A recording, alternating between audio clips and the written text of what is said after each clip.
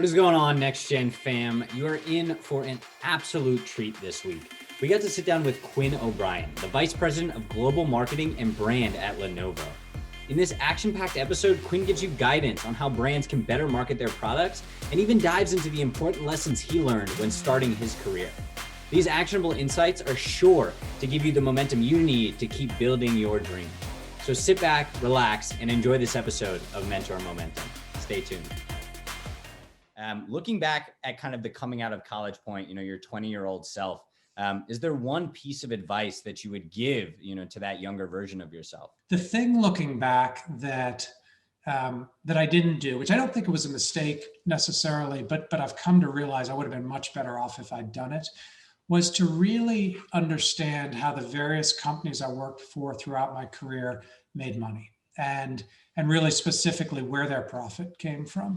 And then to really try to position yourself really close to that. And it wasn't, I didn't get that level of maturity until my current job. And the reason that matters is because at the end of the day, whether you work in an ad agency or you work on the client side, you really want to understand, in the worst of times, what's keeping that agency in business, and you want to be really close to it. And in the best of times, where's the healthiest part of that company, and how do you stay there? Because when you're next to that profit center or leading it or in it, life is easier, the money is easier, everyone's strangely happier. Like, it's just a really good spot to be in. So what I realized looking back was, on the agency side, the thing that clients pay for and pay a premium for is great creative. And so if you're really close to the best creative people in the company and you're really close to that creative product, you're going to live a charmed life in that agency and go really far in your career. If you're working somewhere else, you're not. And so it's a little bit of a subtle thing, but it took me 20 years to realize it, that when you're looking at a job, when you're looking at career moves, really think about, where is that profit center? Because that's the really stable part of the company, and that's the really positive part of the company. Is there one mistake that stands out for you, and perhaps a lesson that accompanies it that would help our people avoid that same mistake along their journey? The biggest mistake I've made is one of the career switches I did for the money, and it was a significant increase in comp and in lifestyle and everything like that. And there were the things in the back of my mind going like, well, this doesn't sound that good, and that doesn't sound that good, and this could be a little rough, but man, that first paycheck is going to look really good. And I did it. Take the money off the table, in a sense. If you can physically live on whatever any of these companies paying you, then forget about the money and look at who you're actually going to work for, not the company, but the person, and really dig into, will I respect that person? Will they respect me?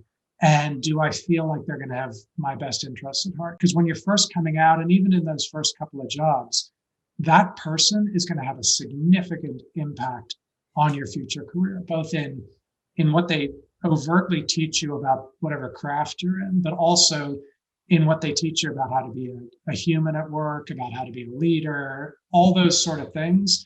And they also have the power to stymie your career or push you forward. So that individual who you interview with is so much more critical to your long-term success than whether you take a job that's got a 20% higher base salary than the other place. And it's really Just curious, as you look into the future, what areas are you investing time and resources in to best position and continue to position Lenovo as that industry leader in technology?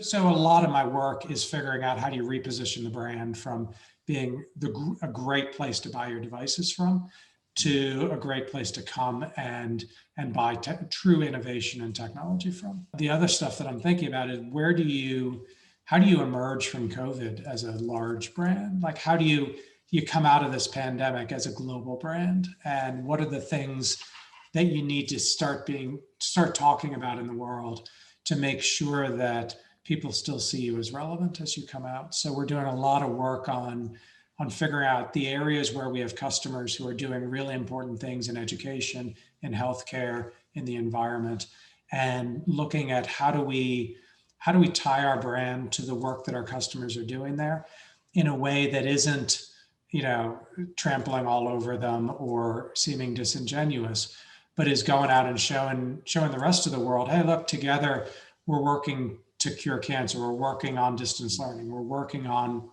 helping towns to predict, big weather events 5 years in advance. Like really, really cool stories. And then how do you inject those stories with a feeling of optimism? I think what people are going to want to see are brands that are realistically optimistic, who are going. It's going to be a long haul to get through to the end of this, but we're with you, we're there, and there's a pretty bright future on the other side. So these healthcare, education, and environment topics are bridging humanity in a way that we're trying to be part of. That was Mentor Momentum, sharing life and business lessons from incredible leaders. Looking for more momentum? Subscribe to our weekly Momentum newsletter at nextgenhq.com and check out our other podcast, Momentum Audio, on any of your favorite podcast channels. Now that's momentum.